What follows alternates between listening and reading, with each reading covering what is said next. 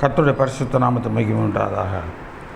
கண்களை மூடி ஜெபிப்போம். கர்த்தாவே, இந்த நல்ல வேலைக்காய் நடி செலுத்துகிறோம். இந்த அருமையான அந்த நாளிலும் ஆண்டவரே ஸ்தோத்திரம்ப்பா. இந்த வாரத்தில் இந்த செய்தியை கேட்கும்படி கொடுத்த ஸ்லாக்கியத்திற்காகவுமே நான் ஸ்தோத்திரிக்கிறேன்ப்பா. ஆண்டவர் யூடியூப் வழியாக அந்த செய்தி கேட்குற பிள்ளைகளுக்குள் நம்முடைய வல்லமை பாய்ந்து செல்கிறபடி நான் ஸ்தோத்திரிக்கிறேன். கர்த்தர், நீர் பெரிய காரியங்களை செய்வீராக. உடைய நாமத்தை நீர் மகிமைப்படுத்துவீராக. கர்த்தர் நல்லவர், அவர் கிருபை என்றும் உள்ளது என்று சொல்லி எல்லாரும் உணர்ந்து கொள்ளும் வண்ணமாக ஆண்டவரே எங்களுக்கு கிருபை செய்ய வேண்டுமாய் கூட நாங்கள் ஜெபிக்கிறோம். கர்த்தாவே, இந்த நாள் இந்த வார செய்தி ஆசீர்வதியும். ஆண்டவரே, இந்த வாரம் முழுமைக்கும் அது ஆசீர்வாதமாக இருக்க கர்த்தர் கிருபை செய்யும்பா. கர்த்தர் தாமே பெரிய காரியங்களை செய்வீராக. ஆசீர்வதியும், வழி நடத்தும், காத்துக்கொள்ளும். இயேசுவின் நாமத்தில் ஜெபிக்கிறோம் ஜீவனுள்ள பிதாவே, ஆமென். கர்த்தருடைய பரிசுத்த நாமத்துக்கு மகிமை உண்டாவதாக. சங்கீதத்தின் புஸ்தகம் 41ஆம் அதிகாரம் 1-2 வசனங்கள். சிறுமைப்பட்டவன் மேல் சிந்தையுள்ளவன் பாக்கியவான். தீங்கு நாளில் கர்த்தர் அவனை விடுவிப்பார். அவர் அவனை பாதுகாத்து அவனை உயிரோடு வைப்பார். பூமியிலே அவன் பாக்கியவானாய் இருப்பான். அவன் சத்துருக்களின் இஷ்டத்திற்கு நீர் அவனை ஒப்புக்கொடீர். கர்த்தருடைய நாமம் மகிமைப்படுவதாக. கருமையான தேவனுடைய பிள்ளையிலே 2 இடத்துல பாக்கியவான் என்கிற வார்த்தை வந்திருக்கிறது. இந்த பாக்கியவான் என்கிற அந்த வார்த்தை எந்தெந்த காரியத்தில் பயன்படுகிறது என்பதை தான் நாம் பார்க்க போகிறோம் இந்த வாரத்தில். ஆக, ஒன்று, சிறுமைப்பட்டவன் மேல் சிந்தை உள்ளவன் பாக்கியவான். அடுத்து, தேவன் அவனை பாதுகாத்து உயிரோடு வைக்கிறார். பூமியிலே அவன் பாக்கியவானாய் இருப்பான் என்று சொல்லப்பட்டிருக்கிறது. நாம் பாக்கியவானாய் இருப்பதற்கு நாம் என்ன செய்ய வேண்டும்? அதுதான் இந்த வாரம் நாம் பார்க்கிற ஒரு காரியம். சங்கீதத்தின் புஸ்தகம் 1ஆம் அதிகாரம் 2-3 வசனங்களை பார்க்கிறோம். கர்த்தருடைய வேதத்தில் பிரியமாயிருந்து இரவும் பகலும் அவருடைய வேதத்தில் தியானமாயிருக்கிற மனுஷன் பாக்கியவான். அவன் நீர்க்கால்களின் ஓரமாய் நடப்பட்டு தன் காலத்தில் தன் கனியை தந்து இலையுதிராதிருக்கிற மரத்தைப் போல் இருப்பான். அவன் செய்வதெல்லாம் வாய்க்கும். ஆக, யார் பாக்கியவான்? கர்த்தருடைய வேதத்தில் பிரியமாயிருந்து இரவும் பகலும் கர்த்தருடைய வேதத்திலே தியானமாயிருக்கிற மனுஷன் பாக்கியவான் என்று சொல்லி பார்க்கிறோம். இரவும் பகலும் கர்த்தருடைய வேதத்தில் தியானம் உள்ளவர்களாக இருப்பவர்கள் தான் பாக்கியவான்களாக இருக்கிறார்கள். எனக்கு அருமையான தேவனுடைய பிள்ளைகளே, நம்முடைய வாழ்க்கையில் நாமும் ஒரு பாக்கியவான் என்று சொன்னால் சந்தோஷத்துக்குரியவன் என்ற ஒரு பொருள், மகிழ்ச்சிக்குரியவன் என்ற பொருள். ஆக, நாமும் ஒரு சந்தோஷம் மகிழ்ச்சி உள்ளவர்களாய் வாழ வேண்டும் என்று சொன்னால் நாம் கர்த்தருடைய வேதத்தை தினமும் நாம் என்ன செய்ய வேண்டும்? தியானிக்கிறவர்களாக இருக்க வேண்டும். அது சொல்லப்பட்டிருக்கிறது, இரவும் பகலும் கர்த்தருடைய வேதத்தில் தியானமாயிருத்தல். எனக்கு இந்த பிரச்சனை இருக்கிறது, எனக்கு இந்த போராட்டம் இருக்கிறது, எனக்கு இந்த காரியங்கள் பிரச்சனையாக இருக்கிறது என்று நம்ம சொல்லுகிறோம், தொல்லையாக இருக்கிறது என்று. ஆனால் இவை எல்லாவற்றுக்கும் தீர்வு அங்கே தான் இருக்கிறது. மனதிலே சந்தோஷம் இழந்தவர்களாக, மனம் அதை அதிக பாதிப்புண்டானவர்களாக நாம் இருக்கிறோம். இங்கே தேவன் சொல்லுகிற கர்த்தருடைய வார்த்தை சொல்லுகிறது, கர்த்தருடைய வேதத்தில் பிரியமாயிருந்து. எல்லாராலும் கர்த்தருடைய வேதத்தை தியானிக்க முடியாது. கர்த்தருடைய வேதத்தை பிரியமாக இருக்கிறவர்கள்தான் இரவும் பகலும் அதில் தியானமாக இருப்பார்கள். அவர்கள்தான் பாக்கியவான்கள்.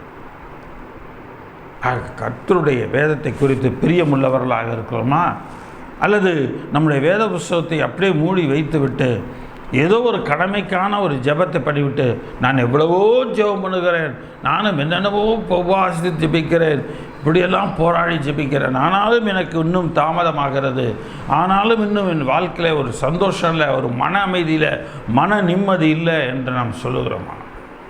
அதுக்கு காரணம் ஒன்றே ஒன்று தான், கர்த்தருடைய வேதத்தில் பிரியம் என்பது இல்லை. கர்த்தருடைய வேதத்தை வாசிக்கிறோம், நம்முடைய உதடுகள் வாசிக்கிறது, ஆனால் இருதயத்தில் அவைகள் உள்ளே செல்லவில்லை. அதனால்தான் நம்மால் தியானிக்க முடியாதவர்களாக நாம் இருக்கிறோம். இங்கே நாம் பார்க்கிறோம், கர்த்தருடைய வேதத்தில் பிரியமாயிருந்து இரவும் பகலும் அவரை வசனங்களை தியானிக்கிற மனுஷன் பாக்கியவன். அவன் நீர்க்கால்களின் ஓரமாய் நடப்பட்டு தன் காலத்தில் தன் கனியை தந்து இலையுதிராதிருக்கிற மரத்தை போல இருக்கிறான். அவன் செய்வதெல்லாம் வாய்க்கும். அவன் நீர்க்கால்களின் ஓரமாய் நடப்பட்டு அவன் வாழ்க்கையானது செழிப்புள்ள ஒரு இடத்தை, செழிப்பை கொடுக்கக்கூடிய ஒரு இடத்துல தேவன் அவனை வைக்கிறார். நீர்க்கால்களின் ஓரமாக இருக்கிற செடிகள் மரங்கள் நன்றாக வளர்ந்திருக்கும். எவ்வளவு வெயிலின் உஷ்ணம் இருந்தாலும் அதனுடைய பாதிப்பு அங்கு இருக்காது. ஆக இவன் பார்க்கும், அவன் நீர்க்கால்களின் ஓரமாய் நடப்பட்டு தன் காலத்தில் தன் கனியை தந்து அந்தந்த மாதத்துக்குரிய வருமானத்தை அவன் பெற்று அந்த வருமானத்திற்குரிய ஆசீர்வாதங்களை அனுபவிக்கிறவனாக இருக்கிறான். இன்னொரு இடத்துல பார்க்கிறோம், கைகளின் பிரயாசத்தை நீ சாப்பிடுவாய், பாக்கியமும் நன்மையும் உனக்கு உண்டாயிருக்கும் என்று சொல்லியிருக்காது. ஆக இந்த கைகளின் பிரயாசை என்பதுதான் தன் காலத்தில் தன் கனியை தந்து, இந்த கைகளில் நான் என்ன காரியங்களை செய்கிறோமோ அதற்குரிய பலனை தேவன் நமக்கு கொடுக்கிறார். கர்த்தர் கொடுத்து நாம் இல்லை என்கிற அந்த வார்த்தையே நம்முடைய வாழ்க்கையிலிருந்து எடுத்து போகிறார். அதனால்தான் இலையுதிராது இருக்கிற மரத்தை போல இருப்பான் என்று அவர் சொல்கிறார். இலை உதிர்ந்து போகிறது போல நம்முடைய வாழ்க்கையில் நாம் எதிலும்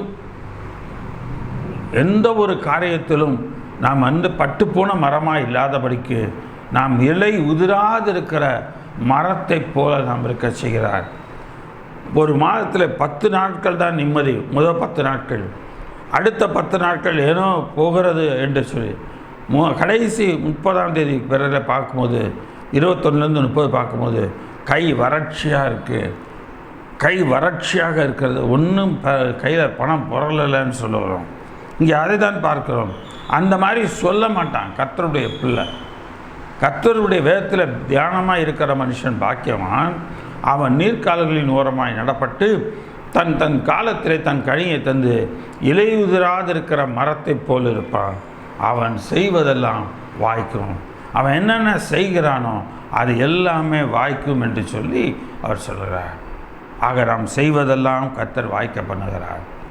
நம்முடைய எல்லா செய்கிற காரியங்களையும் கர்த்தர் வாய்க்க பண்ணுகிறார். எனக்கு அருமையான தேவனுடைய பிள்ளை, நாம் எப்போதும் வறண்டு போன கைகளாய் அல்ல, நம்முடைய பாக்கெட்டுகள் வறண்டு போன பாக்கெட்டுகளாக, நம்முடைய மணிப்பர்சுகள் வறண்டு போனதாக இல்லை, அது அந்த மாதம் கடைசி வரைக்கும் பலன் கொடுக்கத்தக்கதான ஒரு ஆசீர்வாதமுள்ள ஒரு பாத்திரமாக இலையுதிராது இருக்கிற, பணம் இல்லாமல் இருக்கிறது என்று அந்த நிலையே இல்லை, பணம் எப்போதும் இருக்கிற ஒரு நிலைக்குள் நாம் இருப்போம். நம்முடைய பர்சுகளை தேவன் ஆசீர்வதிக்கிறார். நாம் பணம் வைக்கிற பைகளை தேவன் ஆசீர்வதிக்கிறார். தேவன் அதன் காலத்தில் தன் கனியை தந்து இலையுதிராது இருக்கிற மரத்தை போல் இருப்பான் என்று சொல்லி அவர் சொல்லுகிறார். அவன் செய்வதெல்லாம் வாய்க்கும்.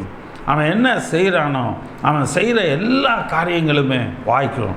அவன் தன் வாழ்க்கையின் முன்னேற்றத்திற்கு, தன் குடும்பத்தின் முன்னேற்றத்திற்கு அவன் எவைகளையெல்லாம் செய்கிறானோ அவைகளெல்லாம் வாய்க்கும் என்று சொல்லி நாம் பார்க்கிறோம். அவன் தன் வாழ்க்கையின் குடும்பத்தின் முன்னேற்றத்துக்காக எவைகளையெல்லாம் செய்கிறானோ அவைகளெல்லாம் வாய்க்கும்.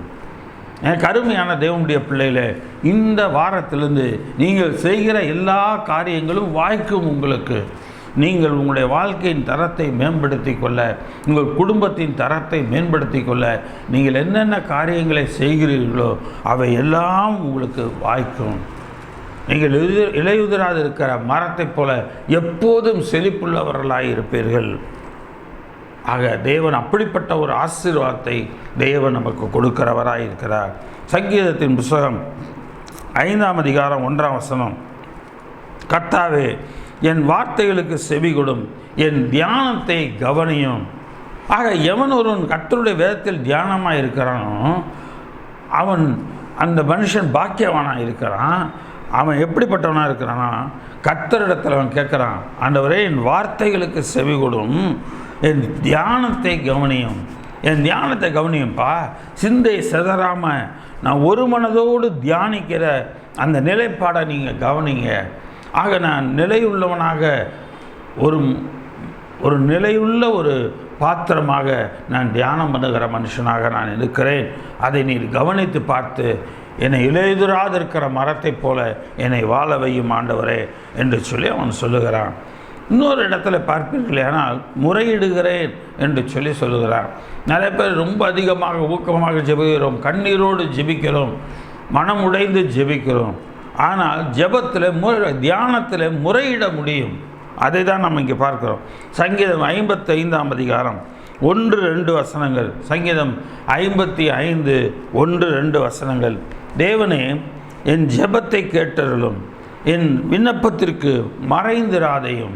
தேவனே என் ஜெபத்தை கேட்டருளும், என் விண்ணப்பத்திற்கு மறைந்திராதையும். எனக்கு செவி கொடுத்து உத்தரவு அருளி செய்யும். என் ஜெபத்துக்கு நீ செவி கொடுத்து உத்தரவு அருளி செய்யும். துன்மார்க்கனுடைய கூக்குரலின் நிமித்தம், துன்மார்க்கர் செய்யும் இடுக்கத்தின் நிமித்தமும் என் தியானத்தில் முறையிடுகிறேன். ஆக சத்துருவினுடைய கூக்குரல், நம்முடைய சத்துரு நமக்கு விரோதமாய் கூக்குரல் இடுகிறான், நம்மை குறித்து அவதூறு பேசுகிறவனாக இருக்கிறான். ஆக அப்படிப்பட்ட நிலையில் இருக்கிறான். துன்மார்க்கர் செய்யும் இடுக்கம், அவங்க நம்மளை நெருக்குகிற நெருக்கங்கள், இடுக்கங்கள், இந்த எல்லாவற்றுக்கும் மத்தியிலும் நான் தியானத்தில் அதை முறையிடுறேன். ஆண்டவரே என் சத்துருக்கள் இப்படி பண்ணுறாங்க, அதை பாரும் ஆண்டவரே, இதை பார்த்து நீர் என்னை விடுவியும் ஆண்டவரே என்று சொல்லி தியானத்திலே முறையிடுகிறவர்களாக அவன் இருக்கிறான். நாமும் அப்படி இருக்க முடியும், முறையிடுகிறவர்களாக நாமும் இருக்க முடியும். ஆக தியானத்தில் முறையிடும் பொழுது தேவன் அந்த தியானத்தை கவனிக்கிறார், தேவன் அந்த தியானத்தை ஏற்றுக்கொள்ளுகிறவராய் இருக்கிறார்.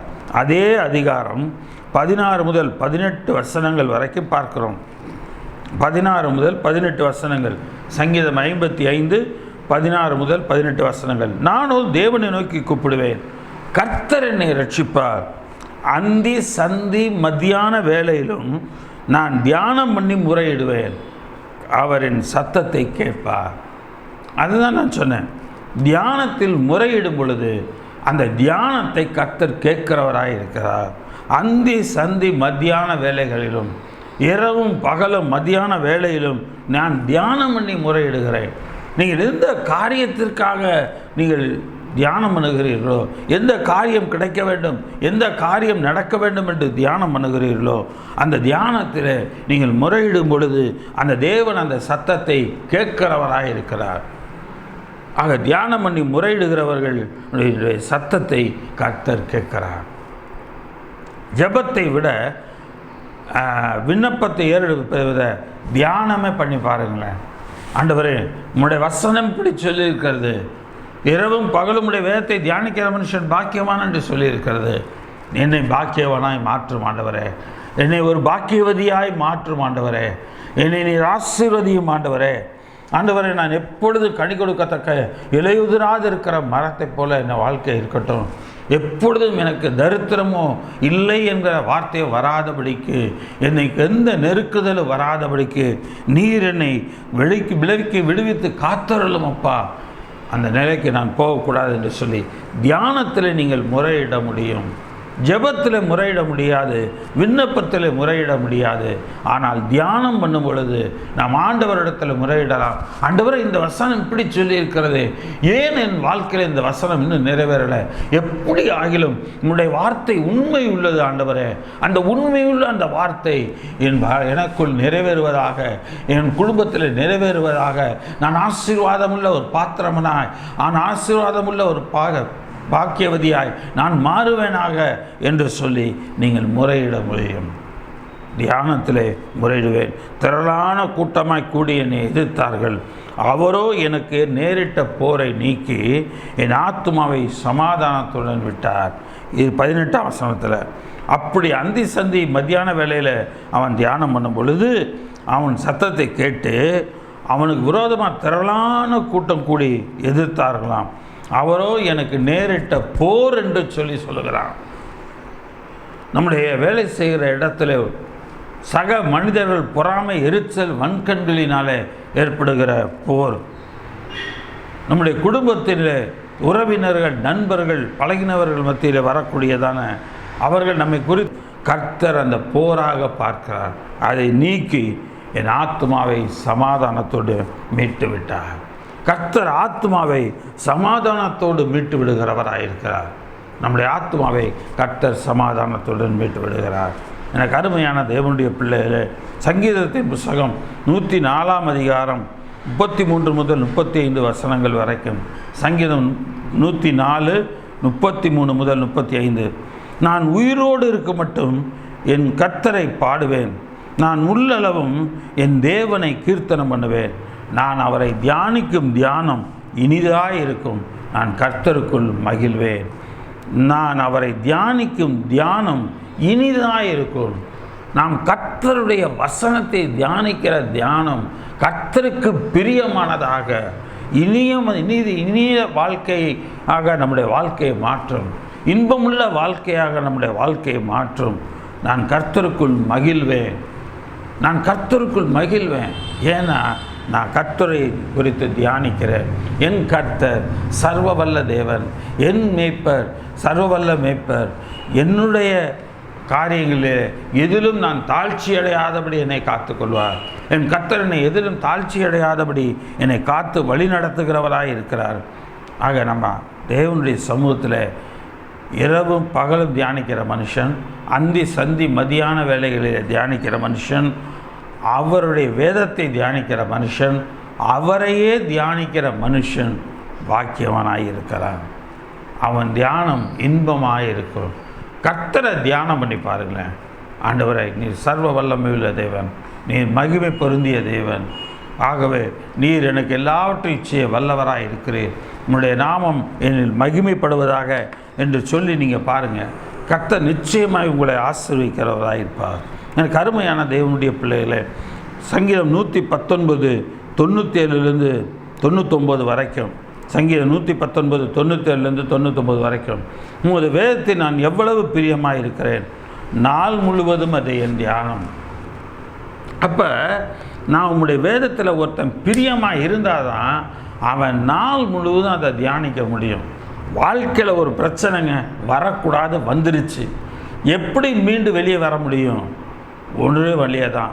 ஒன்று அவரை குறித்து, அவருடைய நாமத்தை குறித்து தியானிக்க வேண்டும், அல்லது அவருடைய வேதத்தில் அவருடைய மகத்துவங்களை குறித்து படித்து நாம் இரவும் பகலும் தியானமாக இருக்க வேண்டும். உமது வேதத்தை நான் எவ்வளவு தியானமாக இருக்கிறேன், நாள் முழுவதும் அது என் தியானம் என்று சொல்லுகிறான். ஒரு நாள் முழுவதும் அது என் தியானமாக இருக்கிறது. எனக்கு அருமையான தேவனுடைய ஜனமே, நீங்களும் உங்களுடைய வாழ்க்கையில் நீங்கள் தியானம் பண்ணி பாருங்கள். நாள் முழுவதும் கர்த்தருடைய நாமத்தை தியானம் பண்ணி பாருங்கள். கர்த்தர் பெரிய காரியங்களை செய்வார்.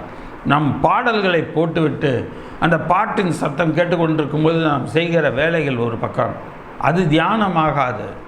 தியானம் என்பது கர்த்தருடைய வேதத்தை திறந்து வைத்து அவருடைய வசனங்களையெல்லாம் வாய்த்து கர்த்தருடைய செய்திகளையெல்லாம் கேட்டு அந்த செய்திகளில் இந்த ஞாயிற்றுக்கிழமை கொடுக்கப்பட்ட அந்த செய்திகளை கேட்டு அந்த குறிப்புகளை எடுத்து ஆண்டவரே இந்த வாரம் இந்த செய்தியை உங்களுடைய ஊழியக்கார மகன் மூலமாய் கொடுத்தீரே, அந்த வார்த்தை என் வாழ்க்கையிலே நிறைவேறுவதாக, இந்த வார்த்தையின்படி என் வாழ்க்கை ஆசீர்வாதமாய் இருப்பதாக என்று நாம் சொல்வோமானால் கர்த்தர் நம்மோடு கூட இருக்கிறவராயிருக்கிறார்.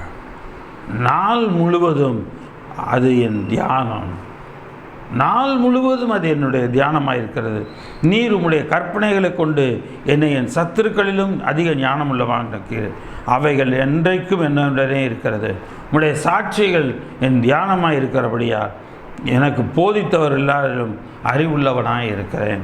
உம்முடைய சாட்சிகள் என் தியானமாக இருக்கிறபடியால் எனக்கு போதித்தவர் எல்லாரிலும் அறிவுள்ளவனாய் இருக்கிறேன் என்று சொல்லி அவன் சொல்லுகிறான். எனக்கு அருமையான தேவனுடைய பிள்ளையே, நம்முடைய சாட்சிகள் தியானம். ஆபிரகாம் ஒரு குறித்து தியானம் பண்ணி பாருங்கள். அவன் வாழ்க்கையில் கர்த்தர் சொன்னார் என்ற உடனே எல்லாத்தையும் விட்டுட்டு, தகப்பன் விட்டு எல்லாத்தையும் விட்டுட்டு வந்தான் அப்படியே. ஸோ ஆபிரகாமை குறித்து தியானம், ஈசாக்கை குறித்து தியானம். இவர்களே கர்த்தரிடத்தில் கர்த்தரை குறித்து தியானம் பண்ணி இருக்கிறார்கள். கர்த்தர் கொடுத்த வாக்குத்தத்தத்தை குறித்து தியானம் பண்ணி இருக்கிறார்கள். நாமும் அப்படி தியானம் பண்ணுகிறவர்களாக இருக்க வேண்டும். கர்த்தரை நாம் தியானம் பண்ணுகிறோமா? கர்த்தருடைய நாமத்தை வைத்து தியானம் பண்ணுகிறோமா? ஆண்டவரே, உம்முடைய நாமம் யெகோவா ஈரே என்று சொல்லப்பட்டுள்ளது. என் வாழ்க்கையில் நான் இவ்வளவு குறை உள்ளவனாக இருக்கிறேன். ஆண்டவரை, நீர் யெகோவா ஈரேயாக இருக்கிறீர். என் தேவைகளையெல்லாம் நீ சந்திக்கிறவராக இருக்கிறீர். ஆகவே என் தேவைகளை சந்திப்பீராக. என் தேவைகளை சந்திக்கிற தேவன் என்னுடக்குள் இருக்கிறார். அவர் எனக்குள் வாசம் பண்ணுகிறார். எனக்கு என்னுடைய வாழ்க்கையிலே எந்த குறைவும் இல்லாதபடி அவர் எல்லாவற்றையும் நிறைவாக்குகிறவராக இருக்கிறார் என்று சொல்லி தியானம் பண்ணி பாருங்கள். அந்த தியானம் உங்களுடைய வாழ்க்கையில் ஆம் என்றும் ஆமேன் என்று இருக்கும். இன்னொரு வசனத்தையும் கூட நாம் பார்க்கிறோம். 77 சங்கீதம் 119 77 78 நான் பிழைத்திருக்கும்படிக்கு உமது இரக்கங்கள் எனக்கு கிடைப்பதாக, உம்முடைய வேதம் என் மனமகிழ்ச்சி. நான் பிழைத்திருக்கும்படி உமது இரக்கங்கள் எனக்கு கிடைப்பதாக. நான் பிழைத்திருக்கும்படி உமது இரக்கங்கள் எனக்கு கிடைப்பதாக. உம்முடைய வேதம் என் மனமகிழ்ச்சி. அகங்காரிகள் என்னை பொய்களினால் கெடுக்க பார்த்தபடியால் அவர்கள் வெட்கப்படுவார்களாக. அகங்காரிகள், அகங்காரம் பிடிச்ச மனுஷன், அகங்காரம் பிடிச்ச மனுஷி அவருடைய செய்கையின பொய்களினாலே கெடுக்க பார்த்தபடியால், நமக்கு விரோதமாக பொய்யாக அபாண்டமாக பேசுகிறாங்களா? நீங்கள் கர்த்தருடைய நாமத்தை தியானம் பண்ணுங்க. இதுக்கு ஒரு மிகப்பெரிய உதாரணம் தாவீது தான் நம்ம சொல்லலாம். தாவீது அப்சலோமுக்கு பயந்து அரண்மனை விட்டு ஓடி வருகிறான். அவனோடு கூட போர் சேவகர்கள் இருக்கிறார்கள், சில மக்களும் வருகிறார்கள். ஆனால் சீமேயி அந்த இடத்துல தாவீதை தூஷித்து கொண்டு வருகிறான். சவுலுடைய மரணத்துக்கும் தாவீதுக்கும் எந்தவித சம்பந்தமும் இல்லை. தாவீது அந்த மரணத்துக்கும் எந்தவித தொடர்பும் கிடையாது. ஆனால் சீமேயி சொல்லுகிறான், சவுலினுடைய இரத்தப்பழியை கர்த்தர் உன் கையில் கேட்பார் என்று சொல்லி பேலியாளின் மகனே என்று சொல்லி மிக அதிகமான அளவில் அவனை அவதூறு பண்ணி பொய்களினாலே அவனை தூஷிக்கிறான். ஆக இங்கே சொல்லப்பட்டது போல பொய்களினாலே என்னை கெடுக்க பார்த்தபடியால் வெட்கப்பட்டு போவார்களாக. இதே சீமையை வெட்கப்பட்டு போகும்படி மறுபடியும் எந்த இடத்துல தூஷித்தானோ அதே இடத்துக்கு தாவீது வரும் பொழுது, ராஜாவாக வரும் பொழுது நேரடியாக போய் சாஷ்டாங்கமாய் தாவீதின் காலடியிலே விழுந்து விடுகிறவனாக இருக்கிறான். சாஷ்டாங்கமாய் விழுந்து விடுகிறான். ராஜாவே, நான் தெரியாமல் நான் உங்களை குறித்து பேசிட்டேன். எனக்கு இன்னதுன்னு தெரியாமல் நான் பொய்யான வார்த்தைகளினால் உண்மை அதிகமாக நான் தூஷிச்சிட்டேன். இன்னைக்கு உலகத்தில் நம்மை குறித்து அவதூறு பேசுகிறவங்க, பொய் பேசுகிறவங்க நம்மளை குறித்து அதிகம் பேர் இருக்கிறாங்க. இந்த உலகத்தில் இட்டு கட்டி பேசுதல்னு சொல்லுவாங்க. இல்லாத ஒன்றை இருக்கிறது போல அந்த இடத்துல பேசுகிற வாழ்க்கை, இல்லாத ஒன்றை இருக்கிறவைகளாக பேசுகிற வாழ்க்கையை தேவன் அங்கே அற்றுப்போக பண்ணுகிறார். அவர்கள் வெட்கப்பட்டு போகட்டும், அவங்க வெட்கப்பட்டு போகும். நானும் இது கட்டளைகளை தியானிப்பேன். அவங்க வெட்கப்பட்டு போகணுன்னா நாம் அவருடைய கட்டளைகளை தியானிக்க வேண்டும். அவர் என்ன சொல்லி இருக்கிறார், என்ன செய்ய சொல்லி இருக்கிறார், எப்படி வாழ சொல்லி இருக்கிறார், எந்த விதமாய் நம்மை நடத்தி கொண்டிருக்கிறார், ஆக அவருடைய கட்டளைகளை எல்லாம் தியானம் பண்ண வேண்டும். உதாரணத்துக்கு ஒரு காரியத்தை எடுத்துக்கொள்ளுங்க. பழைய ஏற்பாட்டிலே கண்ணுக்கு கண் பல்லுக்கு பல் என்று சொல்லி ஒரு பிரமாணம் இருந்தது. ஒருவனை ஒரு கணத்திருந்தால் அவனும் பல பதிலுக்கு இன்னொரு முறை அவனோட எதிராளியுடைய கணத்தில் அறைய வேண்டும். ஆனால் புதிய ஏற்பாட்டில் இயேசு கிறிஸ்து சொன்னது, ஒருவன் உன் கன்னத்தில் அறைந்தால் நீ அவனுக்கு மறு கன்னத்தையும் காட்டு என்று சொல்லி கர்த்தர் சொல்லுகிறார். ஆக இதிலிருந்து நாம் என்ன பார்க்கிறோம் என்று சொன்னால், புதிய ஏற்பாட்டின் காலத்தில் நாம் வந்து விடுகிறோம், இயேசுவின் காலத்தில். அப்போ அவருடைய கட்டளை என்ன? உன்னை ஒரு கணத்தில் அரைஞ்சானா நீ பதிலுக்கு அரையாத, மறு கணத்தை காட்டு, இந்த கணத்துலையும் அரைஞ்சிடு, ஆசை தீர அரைஞ்சிட்டு போயிரு என்று சொல்லி அங்கே அவருடைய கட்டளைகள், அந்த கட்டளைகளை தியானிக்க வேண்டும். ஆண்டவராகிய இயேசு கிறிஸ்து தான் சிலுவையில் அறையப்பட்ட பொழுது எவ்வளவோ பொய்கள் அவருக்கு விரோதமாய் பிணைத்து பேசினார்கள், எவ்வளவோ காரியங்களை அவருக்கு விரோதமாய் பேசினார்கள். ஆனால் அவரோ பிதாவின் கட்டளைகளை தியானம் பண்ணி கொண்டிருந்தபடியினால முட்களிடம் சூட்டினார்கள், அவரை வாரால் அடிப்பித்தார்கள், அவருடைய மேலங்கி கலட்டி எடுத்து கொண்டார்கள், சிலுவையில் அறைந்தார்கள். ஆண்டவர் சொன்ன ஒரே வார்த்தை, பிதாவே இவர்களை மன்னியும், இவர்கள் செய்கிறது இன்னதென்று அறியாது இருக்கிறார்களே என்று அவர் சொல்கிறார். அப்படியானால் பிதாவிடத்தில் உடனடியாக கூப்பிடக்கூடிய ஒரு மனோபாவம், ஒரு மனநிலைக்குள் அவர் வந்திருக்கிறார் என்று சொன்னால், அவர் இரவும் பகலும் கர்த்தருடைய வேதத்தில் பிரியமாயிருந்திருக்கிறார். அவர் எல்லாவற்றிலும் பிரியமுள்ளவராக, பிதாவினுடைய சித்தத்தை மாத்திரம் நிறைவேற்ற பிரியமுள்ளவராயிருந்தார். ஆனால் தான் கெத்செமனே பூங்காவிலே அவர் சிலுவையில் அறையப்படும் முன்பாக அவர் ஜெபித்த ஜெபம், பிதாவே இந்த பாத்திரம் என்னை விட்டு நீங்க கொடுமானா நீங்கட்டும், ஆகிலும் என் சித்தத்தின்படி அல்ல உம்முடைய சித்தத்தின்படியே ஆக கடவுது என்று சொல்லி அவர் அங்கே ஜெபிக்கிறார். எப்பொழுதும் பிதாவை குறித்து அவர் தியானம் பண்ணுகிறவராக இருந்தார். நாம் நம்முடைய வாழ்க்கையில் கர்த்தரை தியானம் பண்ணுகிறவர்களாக இருக்க வேண்டும். கர்த்தரை தியானம் பண்ணுகிறோமா? உண்மையாக நாமே யோசித்து பார்ப்போம். நான் கர்த்தரை உண்மையிலே நான் தியானம் பண்ணுறேன், என் வாழ்க்கையில் எல்லாவற்றிலும் கர்த்தரை நான் தியானம் பண்ணி கொண்டு தான் இருக்கிறேன் என்று நம்மால் சொல்ல முடியுமா? சங்கீதத்தின் புத்தகம் 19ஆம் அதிகாரம் 14ஆம் வசனம். சங்கீதம் 19:14. என் கண்மலையும் என் மீட்பெருமாகிய கர்த்தாவே, என் வாயின் வார்த்தைகளும் என் இருதயத்தின் தியானமும் உமது சமூகத்தில் பிரீதியாயிருப்பதாக. ரெண்டையும் ஒன்று சேர்க்கிறாரு. என் வாயின் வார்த்தைகளும் என் இருதயத்தின் தியானமும். அப்போ தியானம் என்பது இன்னைக்கு எடுக்கிற இந்த யோகாவை போல் அல்ல. இந்த தியானம் என்பது கண்களை மூடி எல்லாவற்றையும் மறந்த நிலையிலே கர்த்தருடைய வார்த்தைகளை வாயினால் அறிக்கையிட்டு அந்த வார்த்தையையே இருதயத்தில் தியானிக்கும் பொழுது நம்முடைய வாழ்க்கையில் ஆண்டவர் அதை பிரியமுள்ளதாக பார்க்கிறார்.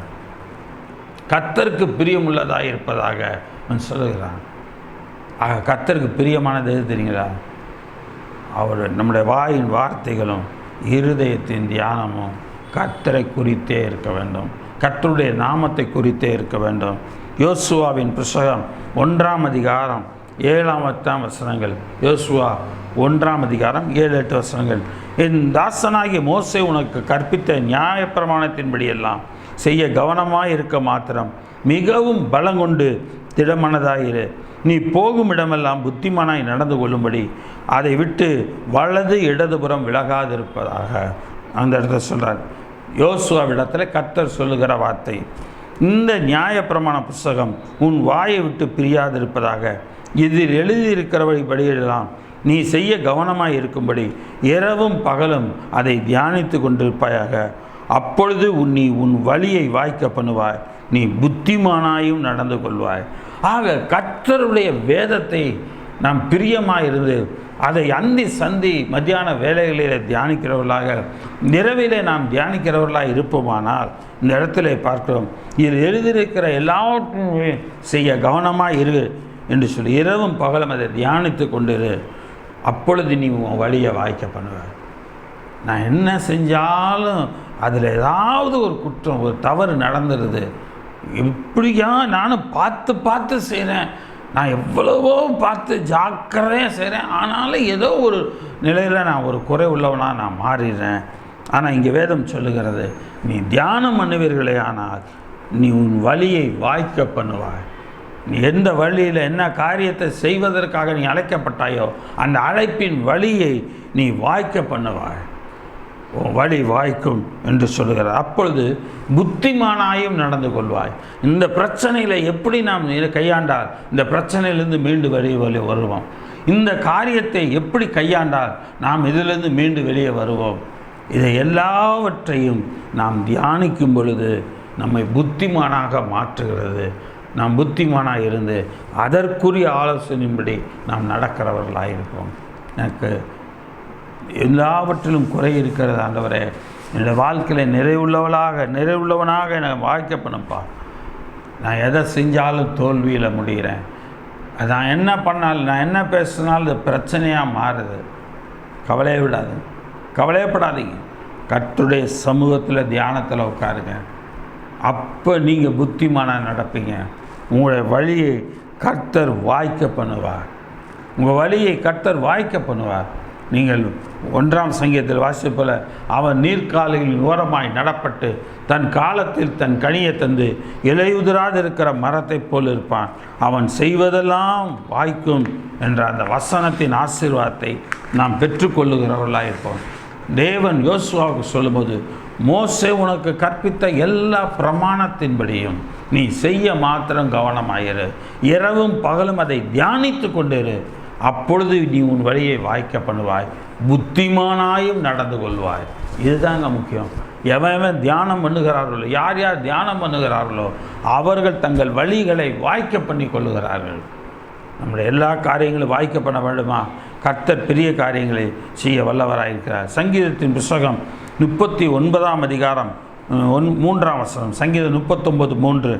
என் இருதயம் எனக்குள்ளே அனல் கொண்டது, நான் தியானிக்கையில் அக்கினி மூண்டது, அப்பொழுது நாவினால் விண்ணப்பம் செய்தேன். என் இருதயம் எனக்குள் அனல் கொண்டது. தியானம் பண்ணும்போது நான் தியானிக்கையில் அக்கினி மூண்டது. அதனால தான் தியானம் பண்ணுறதுன்றது.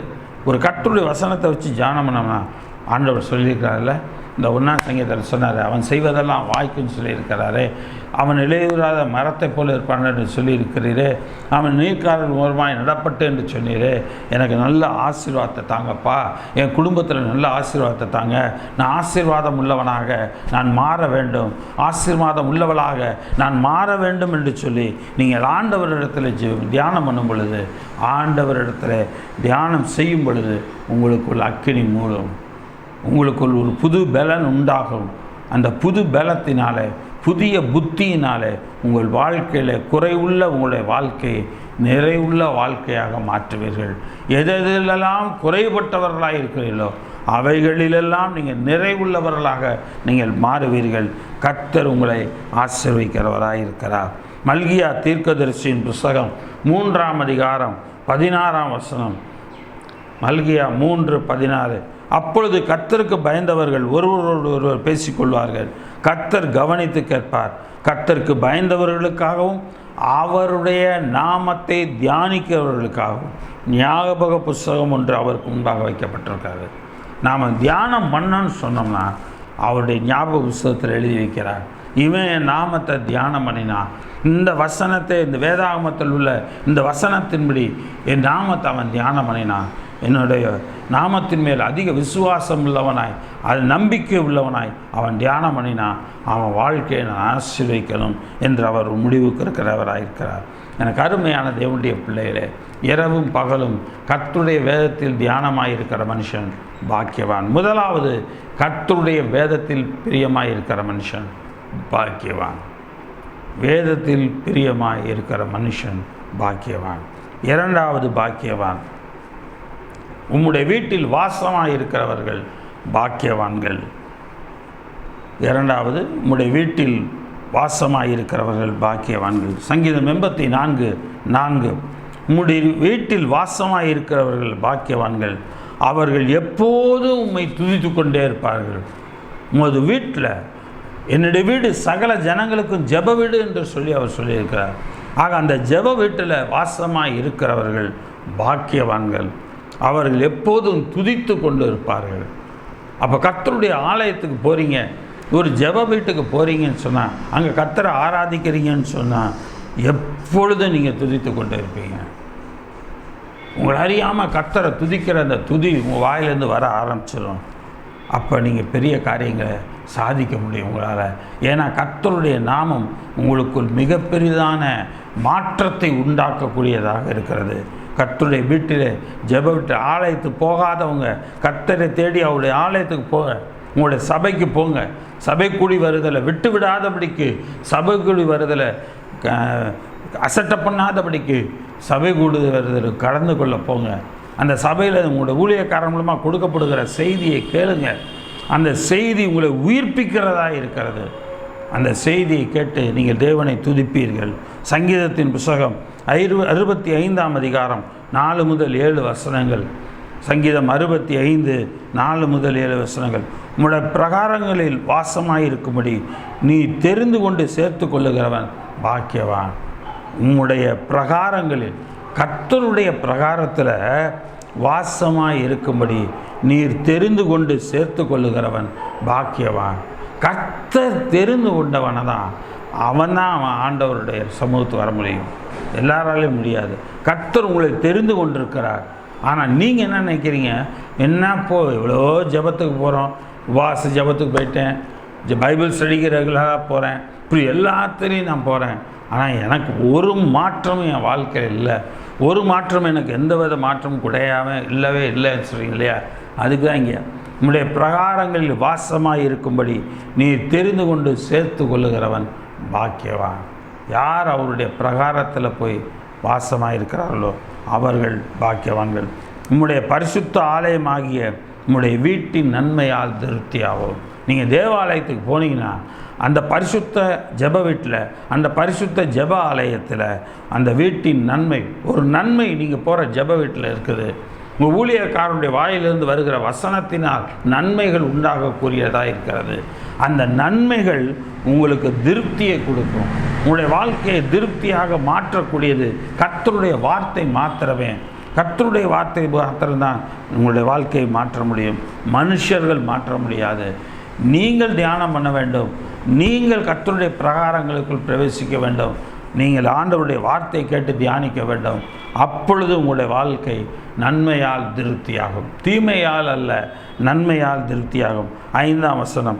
பூமியின் கடையாந்திரங்களிலும் தூரமான சமுத்திரங்களிலும் உள்ளவர்கள் எல்லோரும் நம்பிக்கையாக இருக்கிற எங்கள் ரட்சிப்பின் தேவனே, நீர் பயங்கரமான காரியங்களை செய்கிறபடியா எங்களுக்கு நீதியுள்ள உத்தரவு அருளுகிறேன். எப்படிப்பட்டவருங்க? பூமியின் கடையாந்திரங்களிலும் தூரமான சமுத்திரங்களிலும் உள்ளவர்கள் எல்லாரும் நம்பிக்கையாக இருக்கிற தேவனே, எங்கள் ரட்சிப்பின் தேவனே. ஆக பூமியின் கடையாந்திரத்தில் இருக்கிறவன், தூரமான சமுத்திரத்தில் உள்ளவர்கள், இவர்கள் எல்லாரும் ரட்சிப்பின் தேவன். நம்பிக்கையாக இருக்கிற இவர்கள் எல்லாருடைய வாழ்க்கையில் நம்பிக்கையாக இருக்கிற ரட்சிப்பின் தேவன். நீர் பயங்கரமான காரியங்களை செய்கிறபடியால் எங்களுக்கு நீதியுள்ள உத்தரவு அருளுகிறீர். கர்த்தர் நமக்கு நீதியுள்ள உத்தரவு கொடுப்பாருங்க. எந்தெந்த காரியத்தில் நமக்கு வந்து சேர வேண்டிய காரியங்கள் இருக்குதோ, எந்தெந்த காரியம் நமக்கு கிடைக்க வேண்டியிருக்கோ அதிலெல்லாம் நீதியுள்ள உத்தரவு மனுஷன் கொடுக்கணும். அவன் பார்வையில் மனுஷன் எனக்கு கண்களில் தயவு கிடைக்கணும். மனுஷர் கண்களில் தயவு கிடைப்பது என்பது வேறு. ஆனால் மனுஷன் கண்களில் தயவு கிடைக்க வேண்டுமானால் அதையும் செய்வது கர்த்தர் தான்.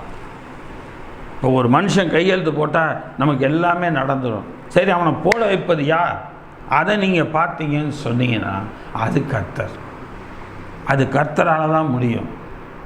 ஒவ்வொருடைய இருதயங்களையும் அறிந்து ஆராய்கிறவர் கர்த்தர், அறிந்து சோதித்தருகிறவர் கர்த்தர். அவர் அந்த இடத்துல பெரிய காரியங்களை செய்கிறவராயிருக்கிறார்.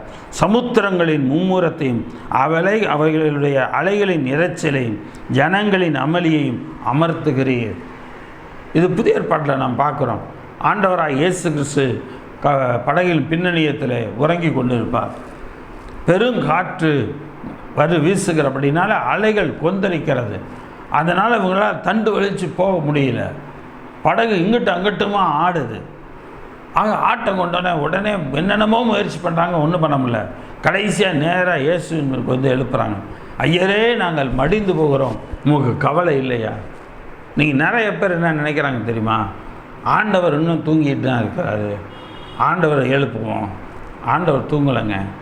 இஸ்ரவேலை காக்கிறவர் தூங்குவதும் இல்லை, உறங்குவதும் இல்லை. அவர் என்றென்றைக்கும் நம்மை காக்கிறவராயிருக்கிறார். நம்முடைய தேவன் நம்மை காக்கிறவர், உறங்குவதும் இல்லை, தூங்குவதும் இல்லை.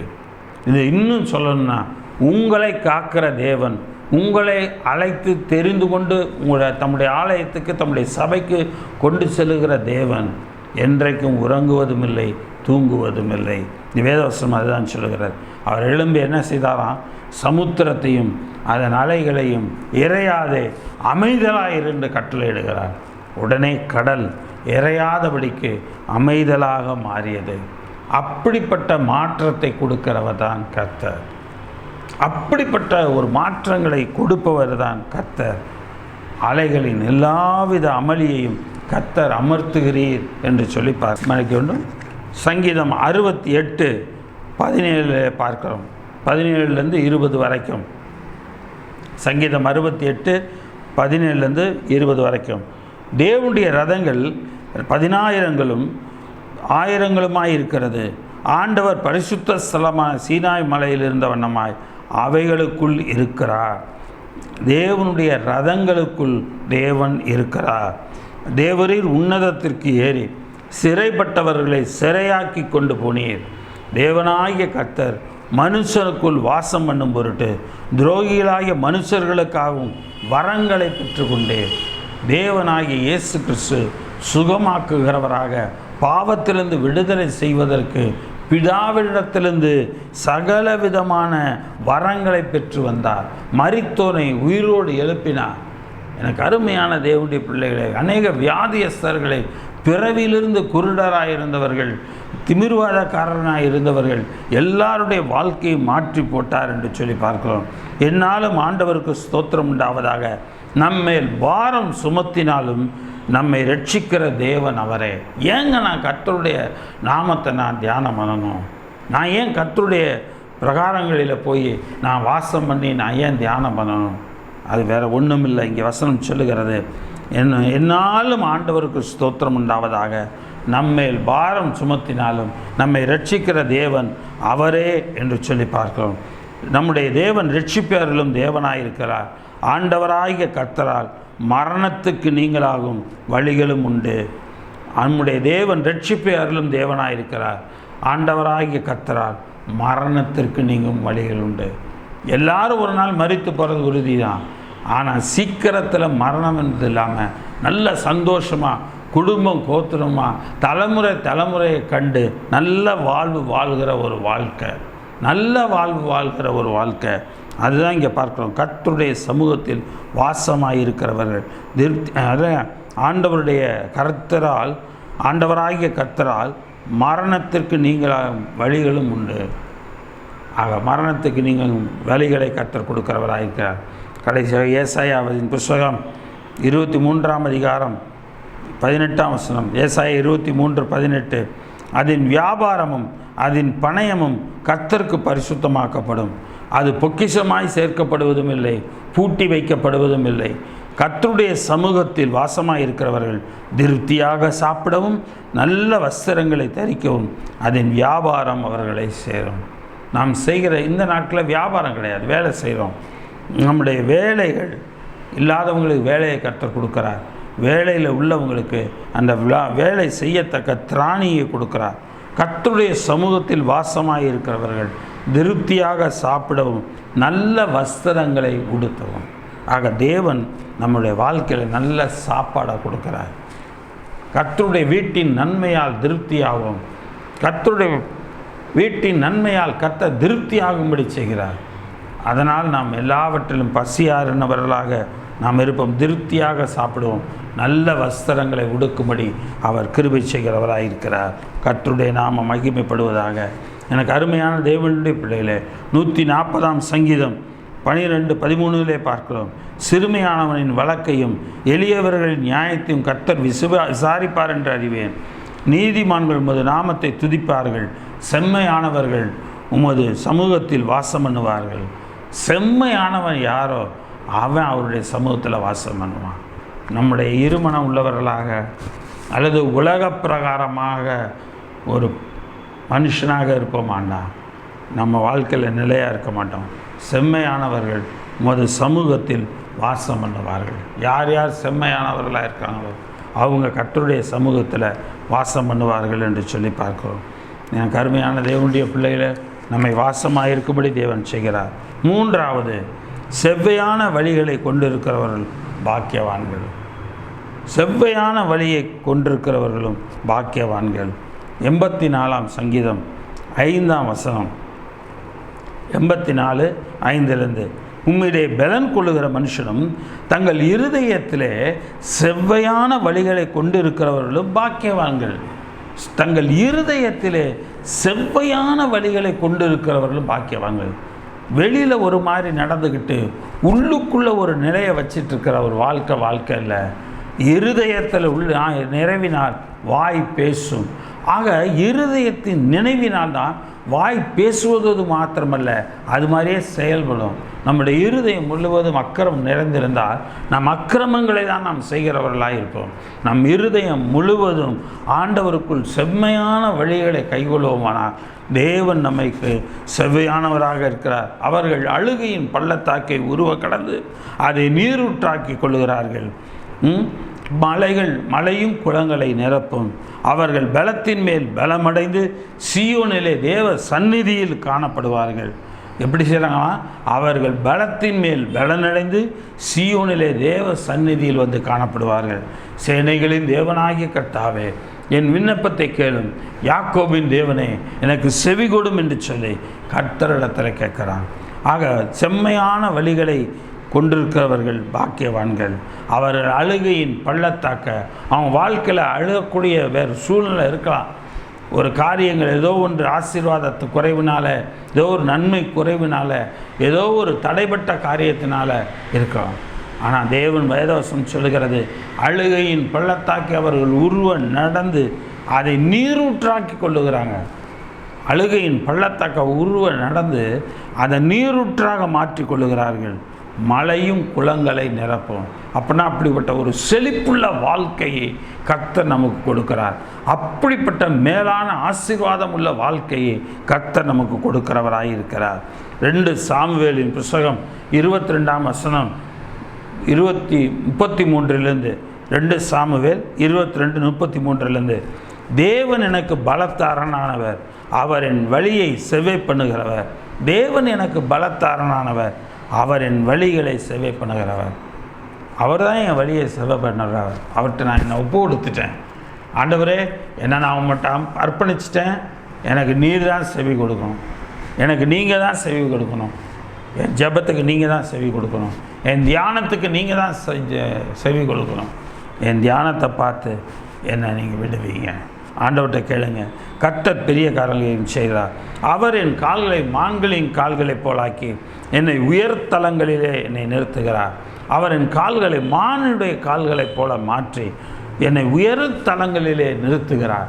கர்த்தர் அப்படிப்பட்ட ஒரு பலனுள்ள ஒரு வாழ்க்கை, அப்படிப்பட்ட ஒரு நல்ல நிம்மதி நிறைந்த ஒரு வாழ்க்கை, நல்ல ஆசீர்வாதம் நிறைந்த ஒரு வாழ்க்கை, திடமாக அந்த ஆசீர்வாதத்திலே உள்ள நிலைத்து நிற்கிற ஒரு வாழ்க்கை. ஏன்னா மானானது எப்படியெல்லாம் கண்மலையின் மேல் ஏறினாலும், எப்படியெல்லாம் வேகமாக தப்பிச்சு ஓடினாலும், அந்த ஓடுற வேகத்துக்கு அந்த காலோட பலம் பார்த்தா ஒரு குச்சி போல் இருக்கும்.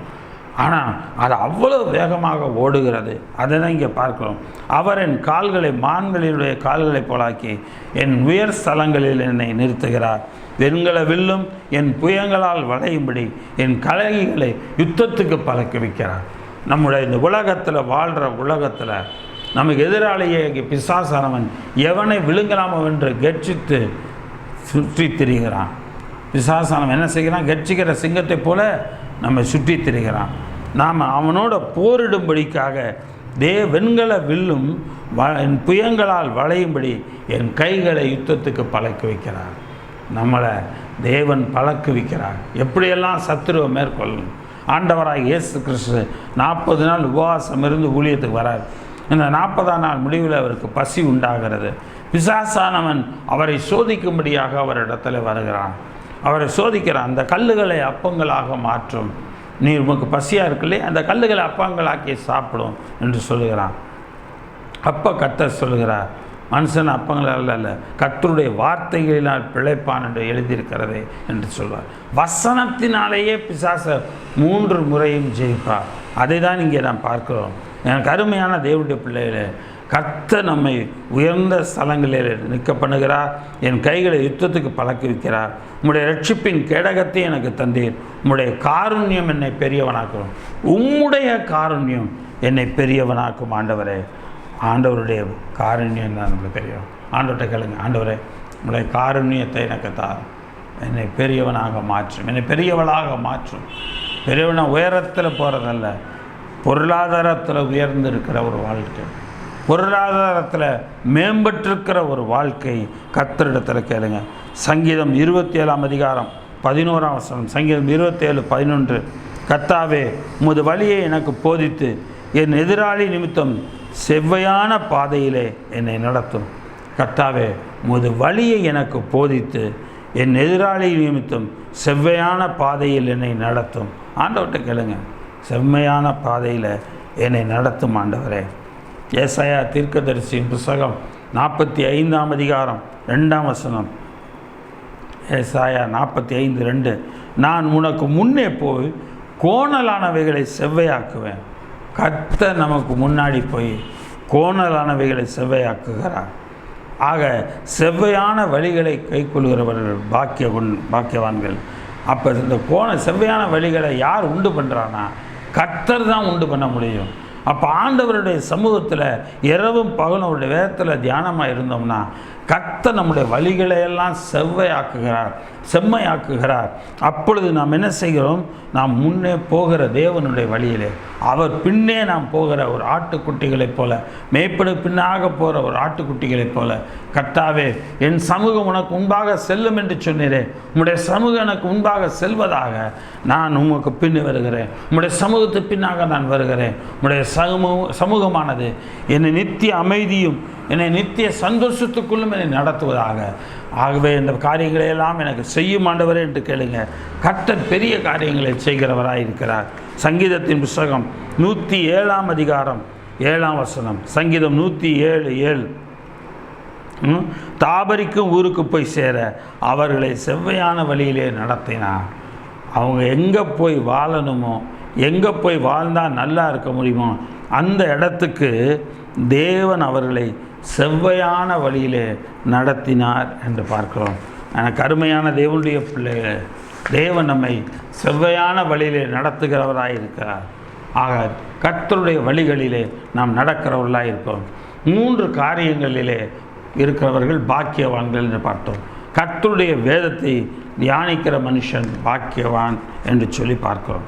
வேதத்தை தியானிக்கிற மனுஷன் பாக்கியவான். 2வது காரியம், உம்முடைய வீட்டில் வாசமாக இருக்கிறவர்கள் பாக்கியவான்கள் என்று சொல்லி பார்க்கிறோம். 3வது காரியம் பார்க்கிறோம், செவ்வையான வழியை கொண்டிருக்கிறவர்கள் பாக்கியவான்கள். இந்த செவ்வையான வழியை கொடுப்பது யார்? கர்த்தர். எனக்கு அருமையான தேவனுடைய பிள்ளைகள், இரவும் பகலும் கர்த்தருடைய வேதத்தை தியானிக்கிற மனுஷன் பாக்கியவான். இரவும் பகலும் கர்த்தருடைய வேதத்தை தியானிக்கிற மனுஷன் பாக்கியவான். கர்த்தருடைய சபைக்கு போகிறீங்க இல்லையா? அந்த சபை தான் கர்த்தருடைய வீடு. உங்களுடைய வீட்டில் வாசமாக இருக்கும்படி நீ யார் யாரை தெரிந்து கொள்கிறோம் அவர்கள் பாக்கியவான்கள். உமது வீட்டில் வாசமாக இருக்கிறவர்கள் பாக்கியவான்கள். அதனால தான் சொல்கிறேன், வாரம் தவறாமல் சபைக்கு போங்க. சபைக்கு போனீங்கன்னா தான் அந்த சபையிலேருந்து வரக்கூடிய ஆசீர்வாதத்தை நீங்கள் பெற்றுக்கொள்ள முடியும். 3வது, செவ்வையான வழிகளிலே கொண்டிருக்கிறவர்களும் பாக்கியவான்கள். செவ்வையான வழியை உண்டு பண்ணுகிறவர் கர்த்தர். அப்போ கர்த்தரிடத்தில் தியானம் பண்ணும் பொழுது இரவும் பகலும் அந்தி சந்தி மதியான வேளையிலும் நாம் தியானம் பண்ணும் பொழுது கர்த்தருடைய வார்த்தை நமக்குள் அனல் மூட்டிவிடும். கர்த்தருடைய வார்த்தை நமக்குள் அக்கினியை மூளச் செய்யும். நாம் அந்த புது பலத்தினாலே, இந்த புதிய காரியத்தினாலே நாம் எல்லாவற்றையும் செவ்வையான வழியிலே நடந்து அவருடைய பிரகாரங்களிலே சாட்சிகளாக இருப்போம். கர்த்தர் பெரிய காரியங்களை செய்வார். கண்களை மூடி செய்ப்போம். பிதாவே, இந்த நாளில் வேலைக்காய் நன்றி செலுத்துகிறோம். இந்த அருமையான இந்த நாளில் இந்த செய்தியை கேட்கும்படி எங்களை செய்திலே உமக்கு ஸ்தோத்திரம்ப்பா. ஆண்டவரை, கர்த்தர் உன்னை பாதுகாப்பார் என்ற செய்தியின் தலைப்பை இந்த 3வது பாகமாக இன்றைக்கு பார்க்கிறோம். யார் பாக்கியவான்கள் என்று சொல்லி பார்க்கிறோம். கர்த்தாவே இந்த பாக்கியவான் இரவும் பகலும் உடைய வேதத்தில் தியானமாக இருக்கிற மனுஷன் பாக்கியவான். உடைய வேதத்திலே தியானமாக இருக்கிற மனுஷன் பாக்கியவானப்பா. நான் அந்தி சந்தி மதியான வேலைகளிலே உடைய வேதத்தில் தியானப்படுகிறவனாக இருக்க என்னை மாற்றும் ஆண்டவரே. உங்களுடைய பிரகாரங்களில் வாசமாக இருக்கிறவர்கள் பாக்கியவான்கள். ஆண்டவரே, நான் ஆலயத்துக்கு தொடர்ந்து செல்ல, ஜெப கூட்டத்துக்கு செல்ல, ஆராதனைக்கு செல்ல எனக்கு கிருபை செய்யும்பா. உங்களுடைய பிரகாரங்களுக்கு நான் போக எனக்கு கிருபை செய்யுங்க ஆண்டவரே. நான் பாக்கியவானாய் மாற உதவட்டும். மூன்றாவது காரியமாக நாம் பார்த்த காரியம், செவ்வையான வழி எனக்கு கற்றுத்தாரும் ஆண்டவரே. செவ்வையான வழியில் நான் போய் எல்லாவற்றிலும் ஜெயம் பெற்றவனாய் மாற கர்த்தர் எனக்கு அனுக்கிரகம் பண்ணுவீராக. கர்த்தர் என்னை நடத்துவீராக. கர்த்தர் நம்மை நடத்துவார். கண்களை முடிச்சு வைப்போம். இதாவை இந்த நல்ல வேலைக்கு அன்னடி சுத்திரும்.